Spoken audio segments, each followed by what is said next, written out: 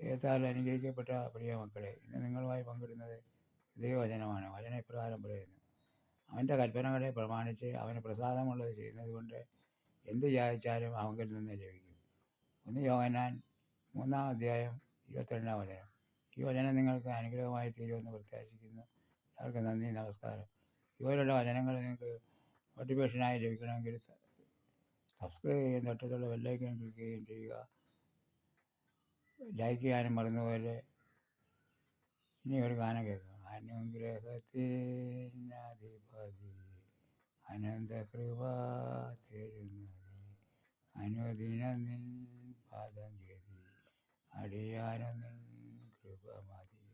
എൻ്റെ ദൈവം മഹത്വത്തിൽ ആർദ്രവാനായി തീരുന്നു. സാധു ഞാനീശോണി തന്നെ ദേശിപ്പാൻ ഏതും കാര്യമില്ല എൻ്റെ ഉള്ളം ചൊല്ലുന്നു. വൈഷമ്യമുള്ളേതു കുന്നു കരകേറി നടകൾ രക്ഷകനൻ കാലുകൾക്ക് വേഗമാ തീർന്നൻ പാതയിൽ ഹനുമാനിനെ പോലോടിടുന്നു.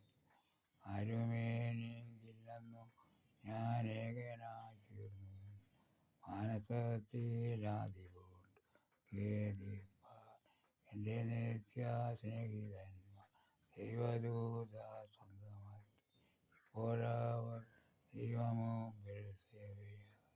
ദുഃഖിതനായി ഓടിപ്പോയി ഞാൻ മരുഭൂവിൽ കിടന്നാൽ എന്നെ ഓർത്തു ദൈവദൂതർ വന്നിടും. ഏറ്റവും സ്നേഹച്ചൂടോ അപ്പവുമായി വന്നിടും.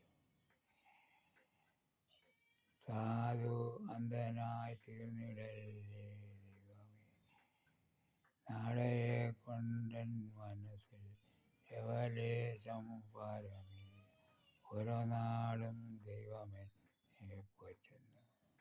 കാക്കകളെ വിതയില്ല, കൊയ്ത്തുമില്ല, ദൈവമാവയ്ക്കായി വേണ്ടതെല്ലാം നൽകുന്നു. ലില്ലി പുഷ്പങ്ങൾക്ക് അവൻ ശോഭ നൽകുന്നു.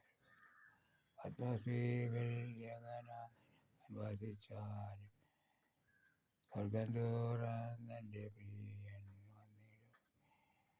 ഈ വീഡിയോ നിങ്ങൾക്ക് ഇഷ്ടമായെങ്കിൽ ലൈക്ക് ചെയ്യാനും ഷെയർ ചെയ്യാനും സബ്സ്ക്രൈബ് ചെയ്യാനും മറന്നുപോലെ.